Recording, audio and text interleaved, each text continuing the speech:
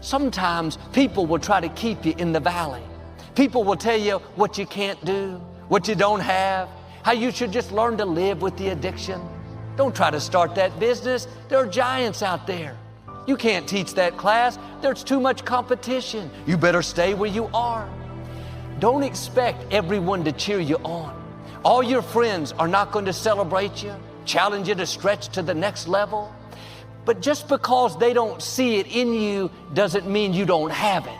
God has put greatness in you, things that other people have never imagined, potential that's going to catapult you to a new level. Now, don't let someone talk you out of what God put in you. Don't let their lack of support cause you to stay in the valley. Everybody in your life will have a turn back moment. No matter who you are, you're going to have such a period in your life where it seems like it's not working. You're going to have doubts. You're going to have a lot of trials and tribulations and challenges. And everybody has what's called a turn back moment. You always have a moment in your life where the direction you're going, you will have to make a decision to keep going or you turn back. The sad thing is, the average person turns back. You got to get downright funky if you want to make it. For if you want to be ordinary, you ain't even got to listen to me. Just go on about your business. If you think ordinary is cool, ain't no problem. It's some really, really wonderful ordinary people. But if you are sitting in this room and you have extraordinary aspirations, then you're going to have to do extra. It's no other way. I'm sorry. Everybody can be the best you're capable of being. And I want to tell you, if you want to fail, you have the right to fail. That's what's great about this country. You do not have the right to cause other people to fail because you don't do everything best your ability. When you join a spouse, you bring a child in the world, you join a business, you join a team. You have obligations, responsibilities, and you owe it to other people to do the maximum you can at each and everything you do. It's not complicated. When you become 18, nobody tells you that it's now going to be your job to parent yourself. And by parent yourself, I mean it's your job to make yourself do the crap you don't want to do so you can be everything that you're supposed to be. And you're so damn busy waiting to feel like it. You got to get messed up sometimes.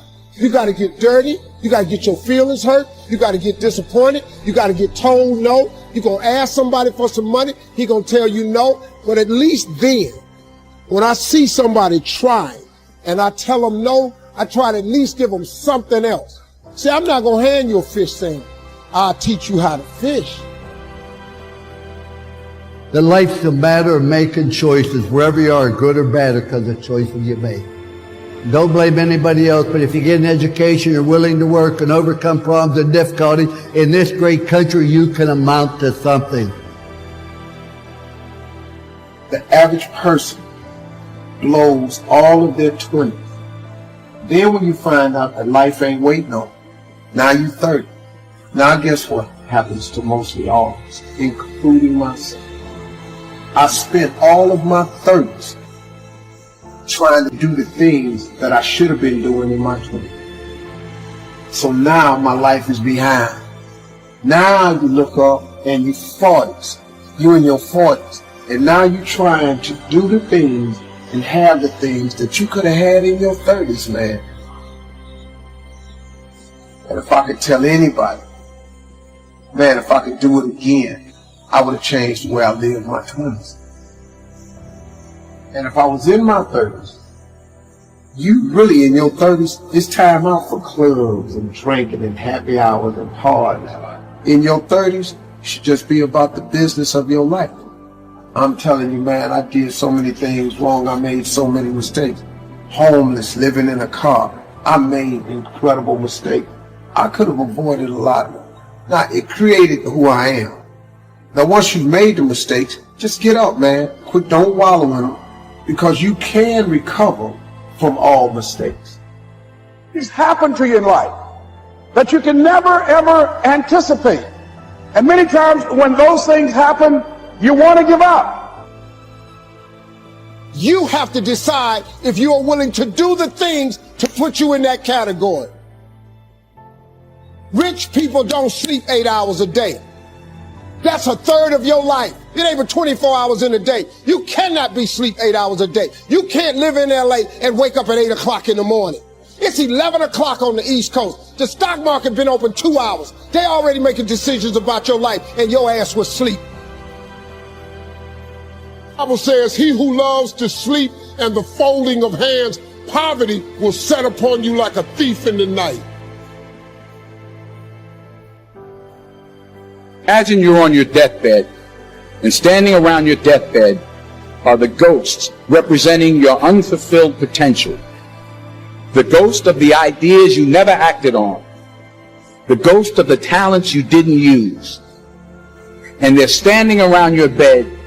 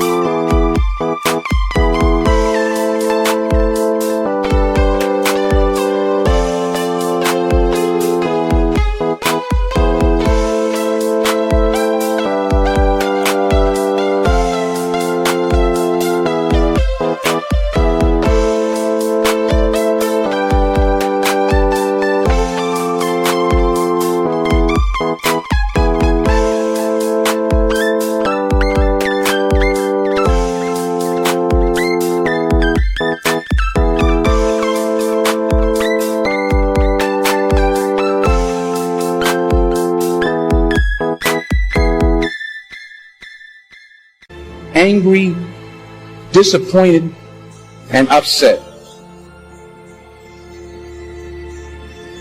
They say, we came to you because you could have brought us to life, they say. And now we have to go to the grave together. So I ask you today, how many ghosts are going to be around your bed when your time comes? Think about that, really. Why are you where you are in your life? The choices that you have made have been because of what you believe to be true for yourself. If you do what most do, which is put in the effort for a small amount of time and then quit as soon as things don't work in your favor, you'll never get the rewards.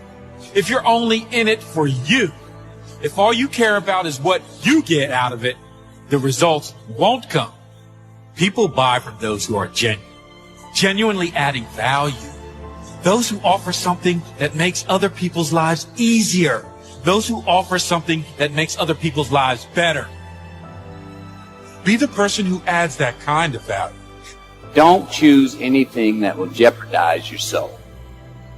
Prioritize who you are, who you want to be, and don't spend time with anything that antagonizes your character. All right, life is not a popularity contest. Be brave, take the hill, but first answer that question, what's my hill?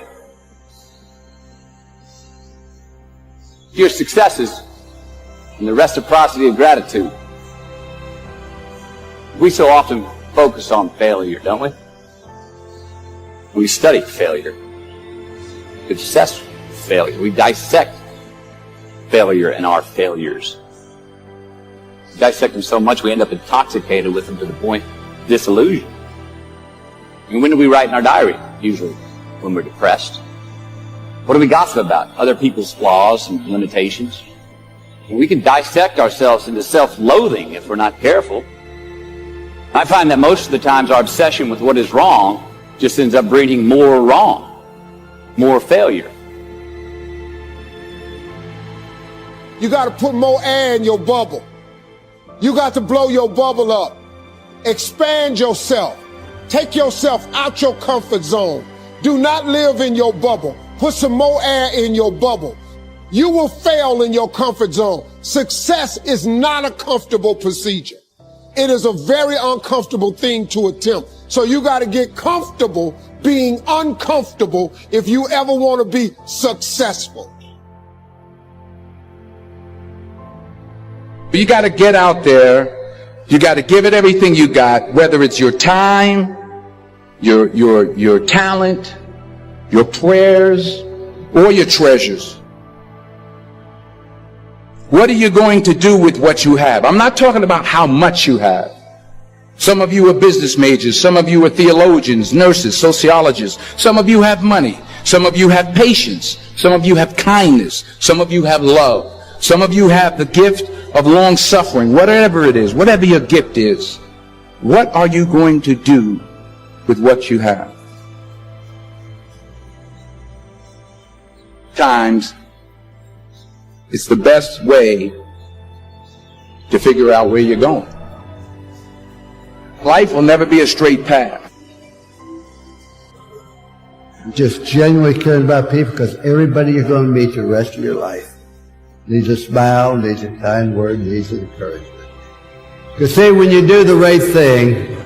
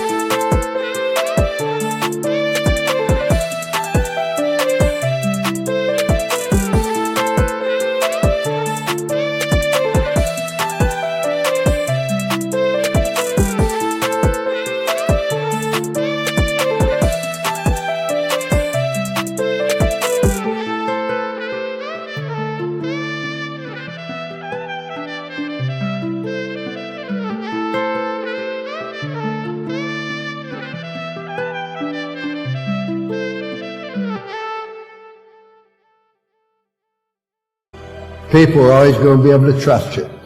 My wife and I have been married because we can trust each other. I never lose the trust. The only way people are ever going to trust you is if you do the right thing. That's all God wants us to do.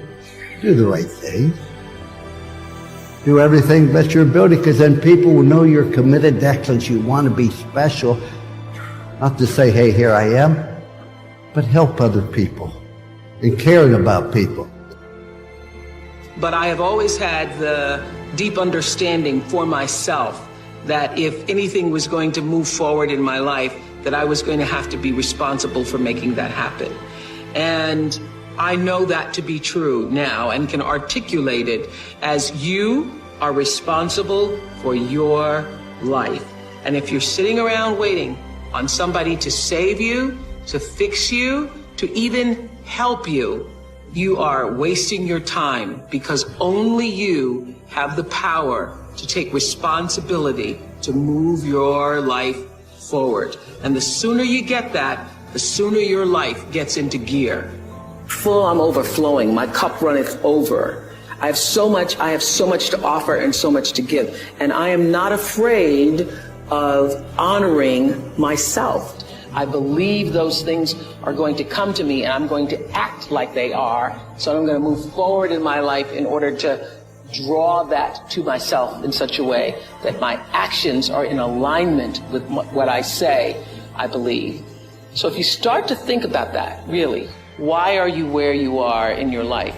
The choices that you have made have been because of what you believe to be true for yourself. God doesn't make mistakes. When He created you, He wasn't having a bad day. He didn't accidentally leave something out. Now you're at a disadvantage. He calls you a masterpiece. You have royal blood flowing through your veins. He's crowned you with His favor. You're not lacking. You didn't get shortchanged. You have everything you need to fulfill your destiny. But as long as you're discounting yourself, thinking you're at a disadvantage, it will keep you from rising higher. When you love yourself, everything works. Or when you don't love yourself, everything hurts. Your bank accounts hurt you, relationships hurt you.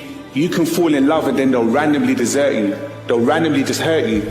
Family members hurt you. You'll keep getting hurt until you decide to revert to self-love. How much do you love yourself? Because if you understand the value of self-love, you'll never be friends with those type of people. Sure, I think we're reality-producing machines. I mean, there's no single individual on this planet who doesn't create reality unless they have a brain injury or something. But for the most part, most of us are engaged in reality, and we do cause effects. I think we reach a certain point in our life where we stop learning and we start feeling.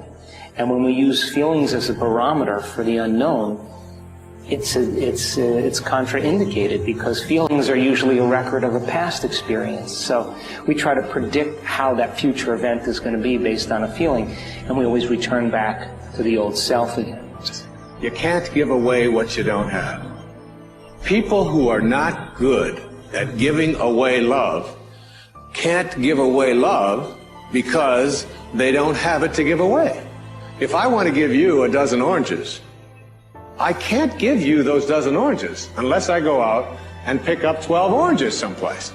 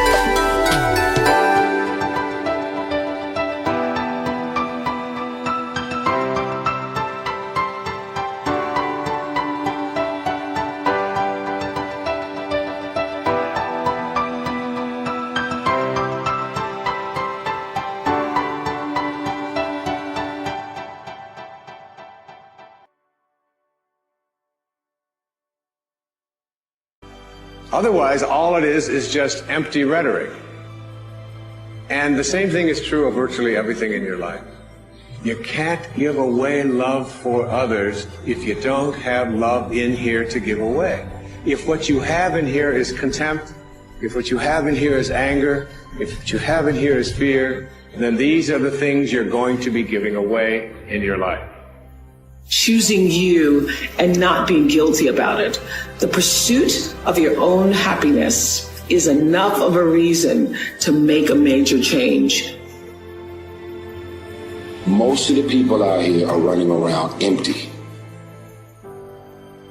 They have no sense of self, no sense of self-love. When I say self-love, it has nothing to do with celebrity, money, materialistic things, and all of the things that your negative mind could probably go to. It has nothing to do with self-love. It has nothing to do with looks, nothing to do with cars and any of the superficial things that one would assume that could make you love yourself even more. It's a matter of knowing your value. It's a matter of you saying, I don't have to be around these people in these type of environments and situations in order for me to finally see the value in myself. Self-love is the cure to self-hate. If you want to be happy, you have to love yourself. Self-love is the cure to feeling depleted, feeling like you have nothing left, you have no energy. Self-discipline is self-love. Your life is not a true reflection of your potential. You have greatness within you. There's more in you right now that's being reflected by your life right now. You have the ability to do more than you can ever begin to imagine. The first thing you got to realize is that you got to love yourself. It's about self-love. Start understanding that if you're going to do something with your life, you got to fall in love with yourself again. Stop apologizing. Stop apologizing for who you are, what you believe, and how you see the world. Stop apologizing for your failures. They lift you up. They push you to be more. Stop apologizing for being different, unusual, or unique. There's a saying that if you are lucky enough to be different, don't ever change. Embrace that. Hold it. It's not an insufficiency. It doesn't mean you couldn't go their way. It means you have the courage to be yourself in a world trying to make you someone else. You will find the calm, the peace, the hope, the faith, the courage, the expectancy you need to live. If you never get married, you are not. If you never pass that law degree, you are not. If you never become a doctor, you are not. If you never get married, you are not. If you never have a child, you are enough like you are. And that's why God created you. You are enough. Remember that. Remember that no one knows better than you what's best for you. That's why there's power in intuition. In following your beliefs, your strengths, in doing what makes you happy, relentlessly pursuing what makes you feel alive. And if you never give yourself credit, you're always beating up on yourself, you're always thinking that's not perfect enough, then what's going to happen? Dissatisfied people burn out and they quit more often than satisfied strivers. So take joy in the moment, engage with what you're doing, allow credit and satisfaction and joy to come in. You can always be improving. Of course. But be improving joyfully. Yes. And if you're improving joyfully, then you're learning, you feel curious, you feel engaged, the joy is there, you'll get more confident because you're like, I'm going to learn through this anyway, this is going to be great. Stand up for your dreams. Stand up for what you want in your life. Decide that your life is so meaningful to you, that you love you and you love life so much that you're going to stand up for something you want. Stand up for what you believe in, because you can fall for anything.